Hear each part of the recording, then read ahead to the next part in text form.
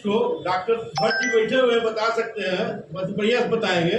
वो गंगा जल का वो पानी लेकर के और उसमें डाल करके मरीज को लगा देते थे, कुछ नहीं होता था।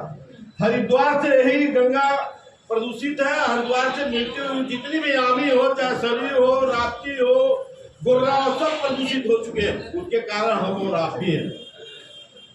हम जाते हैं दिवालियों पे, वहाँ जो हम धर्मशाला में रुकते हैं, सुबह स्नान करते हैं, शौच करते हैं, तो वो सारा पानी उसी नदी में जाता है, कहीं इधर उधर नहीं जाता है। इसको रोकना पड़ेगा। हिंदुस्तान की परंपरा है, गर्म देश है। हम लोग लोटा लेकर के खेतों में जाते थे, शौचालय बन गया है।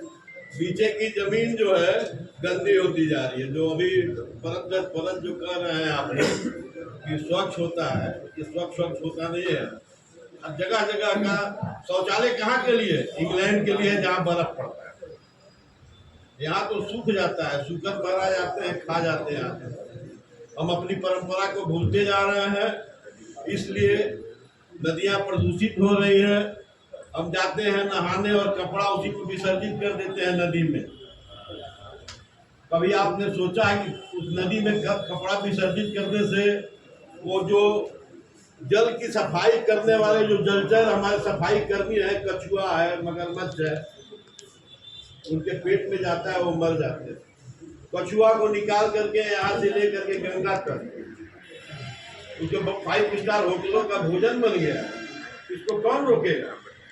अब वृक्षारोपण तो आप देख ही रहे हैं, अडानी जी कितने जंगल कटवा रहे हैं और यही वर्तमान सरकार कटवा रही है। आप ही की सरकार में हमारे अभय सिंह जी हैं और तमाम लोग हैं जो मेडिकल रोड पे रहते हैं और डेली अप डाउन करते हैं जाते आते। बोया पेड़ खजूर का फल कहाँ से हो, छाया कहाँ से, कहने क्या बात है। खजूर लगाने से पर्यावरण शुद्ध होगा। अरे वहाँ लगाइए, अशोक लगाइए, नीम लगाइए। आप तो देखिएगा आसुरन से मेडिकल कॉलेज तक खजूर का पेड़ लगा हुआ। यह सरकार हिंदूवादी सरकार है और खजूर अरब का है, अरब का पौधा है। खजूर खा के लोग रोजा खोलते हैं।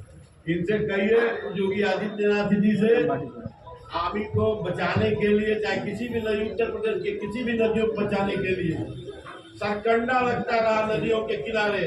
उस सरकंडे के जड़ में पानी को शुद्ध करने के लिए बहुत बड़ी प्रभु ने एक शक्ति दिया हुआ। जो उस सरकंडे के जड़ से होकर के गुजरता है, वो पानी क्षमता रहता है। आप किसी साइंस के स्टूडेंट ये वो बता देगा।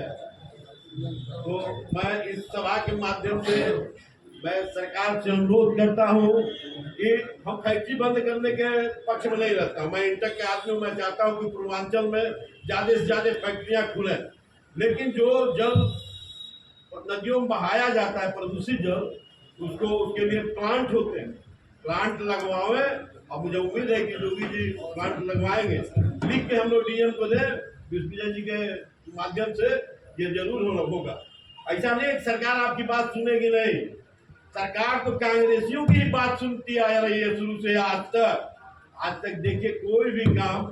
आज पेपर में आया है कई जगहों पे कि इंदिरा गांधी ने कहीं कभी समझौता अमेरिका से नहीं किया, कांग्रेस के लोगों ने समझौता नहीं किया, और नरेंद्र मोदी जी अमेरिका के कहने पे सरेंडर कर दिए।